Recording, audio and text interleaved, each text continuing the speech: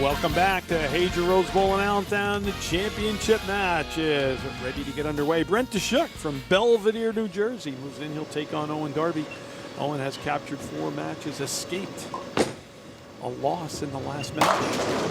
But DeShook now bangs out an X to start his game. Yeah, no stranger to high scores and shooting big numbers. Brent DeShook is joining us here from Belvedere, New Jersey. Made a huge run in the semifinals, shot 269, then 268 to move from deep in the cut, 50 pins outside of the top 5 to being our tournament leader. So actually, it wasn't quite 50 pins, it was about 25 pins, but he made a huge jump to get up to the top here. First shot by Owen Darby matches the strike that Brent put up there. Could be toe-to-toe right here, folks. You see a lot of strikes. It's 2,000 on top for first place, 1,100 for second place. Definitely made possible by the sponsors, the Gebhardt's Bowling and Billiards, Polaroid's Pro Shops. Who it's nice to have Lee on. Yes, it was. Our family's pro shop. The Morgan family, the Hager Rose Bowl, Hager Lounge, and Terry White Amusements. Without these wonderful sponsors, we wouldn't be able to have this great event here. We forgot to mention while Lee was here that his wife Krista, 7-14 in the Clubman's recently, as Owen Darby's got the double. Don't leave the couch. If you go to get a drink at the fridge, you might miss this entire match. Yeah, we start off with some X's. Going to go pretty quick here. So with that, we want to thank our crew. We ran through the camera crew. I want to thank the rest of our crew out here today for Hager Rose Bowl. Our director, Donnie Long, Chiron, Ashley Strange, bringing you those great shots of the scores. Stats, Carl Graber. Video, Brian Mulvihill. Video, Jim Grell. Audio, Corey Lewis and John Millets. And utility, Chris Brandt and Ryan Walsh. Thanks to our Service Electric 2 crew. They're out doing basketball. And not what DeShook wanted to do in his second frame, pick up the 7 split. First mistake here of the match here by Brent DeShook on the right lane. And he was adamant before we started here. He wanted to start the match. He wanted to finish on that lane. So I think he just maybe made a bad shot there. And he's going to try to cover the 2 pins here. He doesn't want to give away count. Every pin's going to count here. Covers the 2.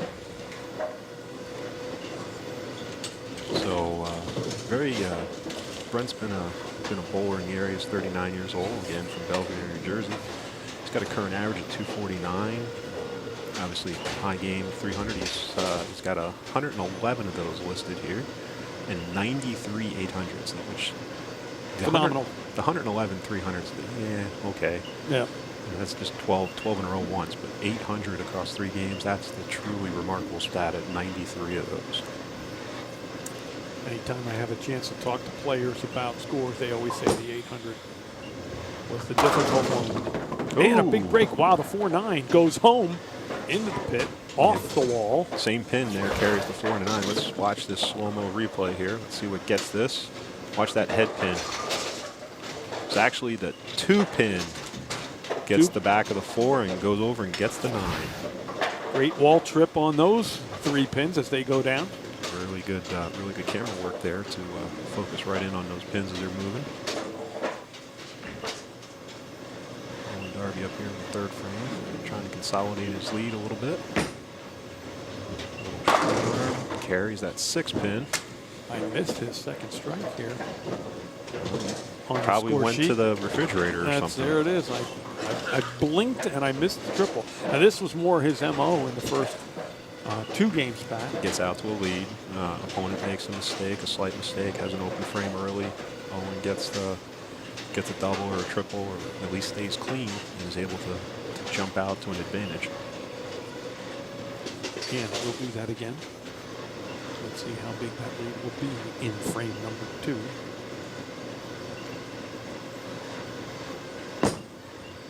Much better shot there. Like Lee said in the last match, he thinks that Owen's just starting to get a little bit more comfortable. When he's a little bit calmer and comfortable, you see the result. He's a little bit smoother, has a little bit more cleaner projection off his hand to the left. The ball takes a little bit better set. So I would say it's bad news. If Owen gets comfortable here, I think it's bad news for Brent.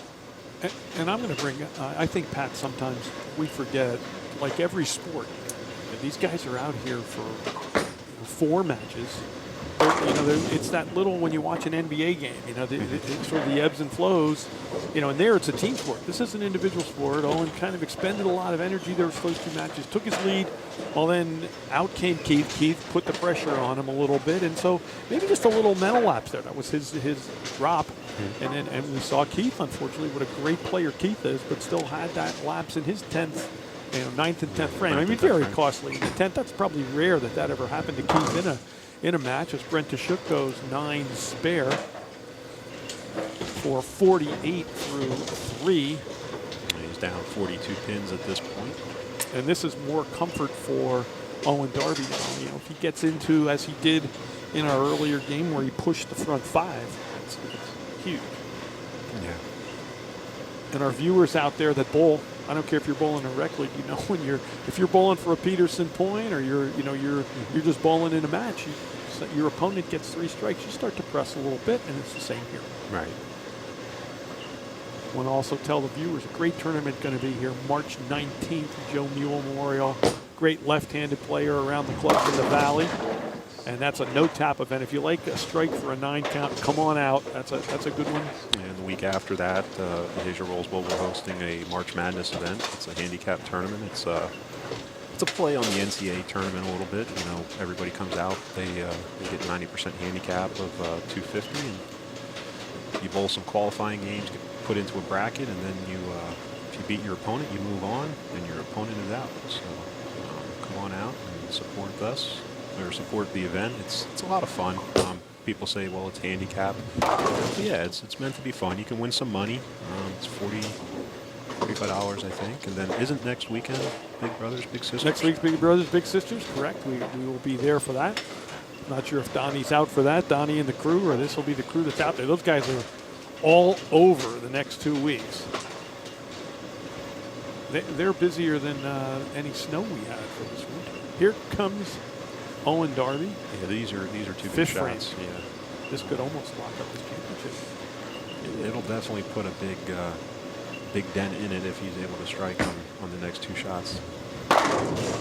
Gets a little bit of a break. He pulled that. You can see him kind of walking off with his hand up, like, okay, thank you. Now it's just a deep breath and make the spare. Yeah, got a little quick at the bottom. The ball's a little bit right of target down lane. Lucky to get that 6-pin out of there. So again, he'll switch balls. A great 4 strikes, and as you and I both know, the minute you do a little something different to that ball, the pins know it, and they just react differently. Yes, it's even though it may look the same and look like you threw it the same, it's not always that you did. So again, no defense in this game. It's all offense. It's you and the pins. 109.65. 44-pin lead through 4 frames for Owen. Again, not insurmountable, but this is the key. And every foundation kind of Owen sets here for the double, I think, is big. Oh yeah. Anytime he can go strike, spare, strike, strike. Got that a little wide and just came ripping back. 129 through 5. Brent Tashuk now up in his 6th, 7th frame. Would like to get a string started to put some pressure on the left-hander. Yeah, he needs to get up here and double. He can max out right now at 235. Owen's pacing 229. So every time Brent does not strike, it gives it just gets closer to the end because it gives Owen the ability to miss and not have to worry about it. In baseball, it's eating up outs. Here, it's eating up frames, but gets a break and trips down all 10. Gets a good break there. The ball was a little bit right, left of target, I would say. Let's see here if we can catch from the back. Yeah, he's a little bit, when we were talking about Keith being soft at the bottom, Brent, he's not as soft as Keith is at the bottom, but by no means does he really grab on the ball.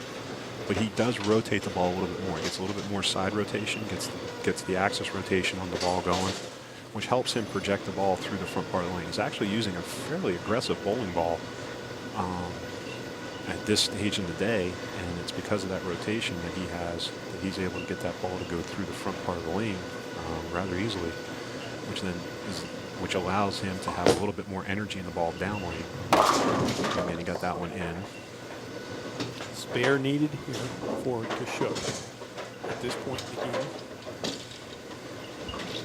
This one a difficult spare too. Cross lane.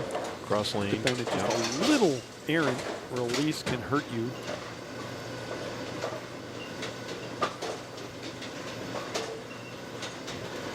He's actually going a little bit straighter up the lane at this. Okay. Good play. He knows his game. 105 through 6. Here comes Brent. Not Brent Kashuk just finished. This is Owen Darby. Lane frame 7 and 8. Yeah, Owen with a couple of strikes here gets himself already into the 200s, and right now Brent's pacing, or max score for Brent would be 215. So pacing 229, max score 215. Just fill frames. Owen Darby's in fill frame mode right now. And of course, as soon as we say that, he leaves one of the hardest non-split spares to make. Well, I didn't say it, but you did. Here we go. Yeah. This dive through the nose. Yeah, again, he's way, way right of where he wanted the ball to be there. A little bit quick at the bottom, maybe quick in the arm swing. And this almost more difficult in the bucket. And as we note often, players with this caliber and this average, you don't see the spare so often. That's the trouble. No, you don't. But this is, on the right side, the 369, I hate that, and that's exactly why. Because it's so difficult with today's bowling balls and the way lanes are oiled today. You either get the ball to overreact, or oftentimes you don't get the ball to react enough. And the key to that whole spare is that, on his side, is that 8-pin. You know, he had to try to hook the ball into it, and the ball just hooked just a little bit too much, and then it goes right by the 4 and take the 2-8 off of it. So very difficult spare, righties or lefties.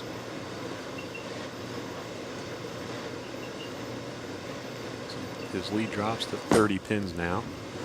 Much better shot. Still leaves the 6-pin. A 9 count. And that. Easier spare. Missing that spare, and only actually getting the 2 instead of possibly 3 on there. Brent Kashuk sitting on the bench and looking up at the scoreboard and going, okay, well now Owen's pacing 215. I can max at 215. We got ourselves a match. I'm not out of this now. So this is a big spare here. Covers it. Now the key is Brent really holds his fate in his own hands right now. If he's got 2 strikes in him. Again, yeah. 2 frames at a time. If he wants to have any chance at winning this match right now, he needs to go up there and put 2 strikes on the board. He's got 3 in the game. He has struck in the 1st, the 3rd, and the 6th. Yeah, he struck his first 2 times on the left lane. And like I said at the start of the match, he wanted to start on the left lane to finish on lane 4. And lane 4 has kind of been his little bugaboo, except for the last frame. He threw last time on this lane, he threw a really good shot. So let's see if he can replicate that here. Does. I think he switched balls.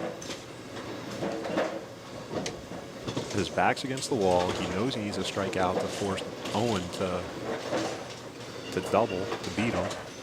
30-pin lead right now for Owen Darby. And he switched balls. So that's it. You got to do that. He's got to do something. He had to do something. So let's see what he does here. Good players, when that inclination pops into your mind to switch equipment, you should do it. Trust yourself. No on hesitation. that early decision. Yeah, exactly. What he's done is he's gone to a ball that's a little shinier, actually a lot shinier. And it will get through the front part of the lane even easier than what his other one did because of his rotation.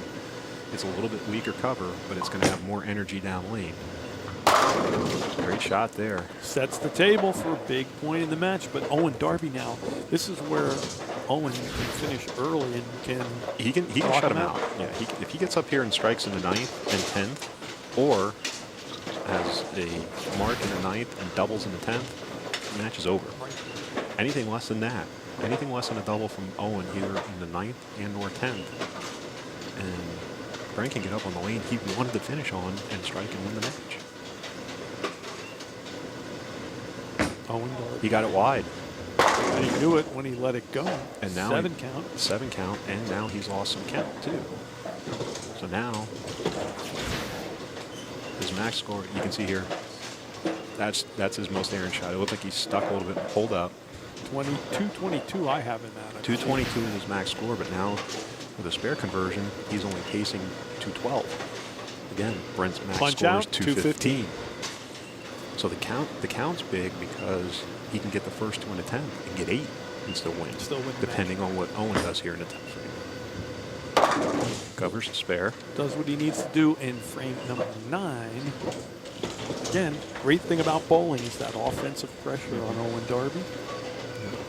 Big shot here. He needs first 2 and 4 is a win. Anything less, and Brent can get up in the 10th frame and strike out to win or get a double to win. So that double huge in the 8th. And of course, Owen Darby's going to put the pressure back on Brent to Shook, who needs the, double or so. Let's see what Owen does here. Essentially, no matter what Owen does here, Brent's going to need at least the first hit in the 10th to have any chance. Agreed. He got that one in. And another count. Count again. Puts him at 189. Okay, so 209 max again. He needs to make the spare. The spare is huge and a right tough now. spare, huge, right? Because anything 190. 198 would be his max score. If he doesn't make the spare, Brent still needs the first hit, regardless. The so first he needs pitch in the the first 10th hit. is the key. Yes. Everything's going to revolve on the first ball in the 10th frame for Brent to Shook.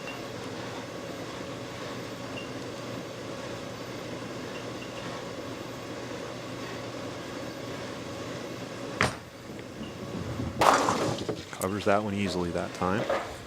No worries like he had last game against Keith there. Big fill ball right here, though, from Owen Darby as he looks to get the strike and get him at least to 209.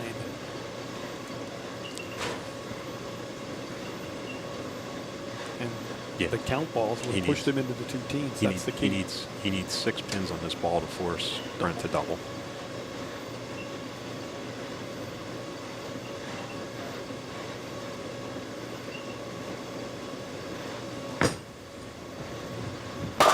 There he was. 209. Pardon me saying 109. 209 for Owen Darby, who had a stellar day of 209, 211, 235, and 212 were his tickets. Here he punches the pocket. Now it is coming down to this all-important first 2 shots in the 10th frame for Brent to Shook. It's simple. Brent needs 2 strikes and 5 pins, period. That's it. Anything less than that, and Owen Darby will repeat as champion of the John Reiss Memorial Tournament.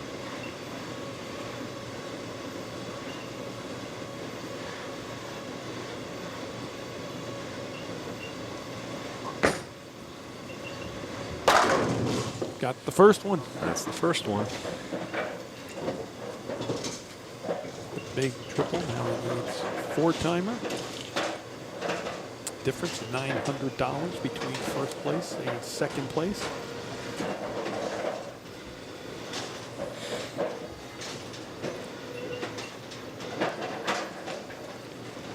Key 9th and 10th frames for Owen Darby. From 44 pins down in the 5th frame. To a potential To win. a potential win on this ball.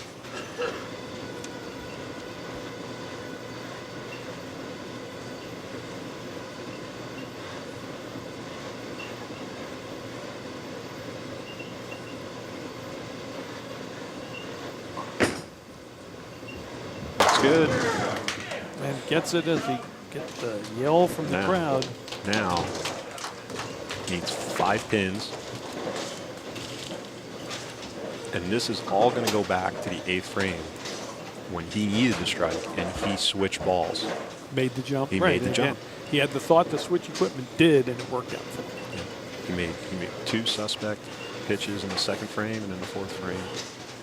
Got a good result in the 6th, but then elected to switch balls when he went in the 8th frame and gets up and does this, those last 5.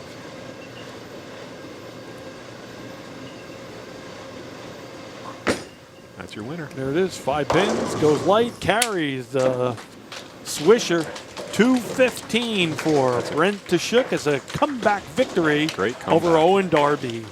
Great comeback. We'll be back with the trophy presentation and more at Hager Rose Bowl. Don't touch that dial. Stay here on 2 Sports.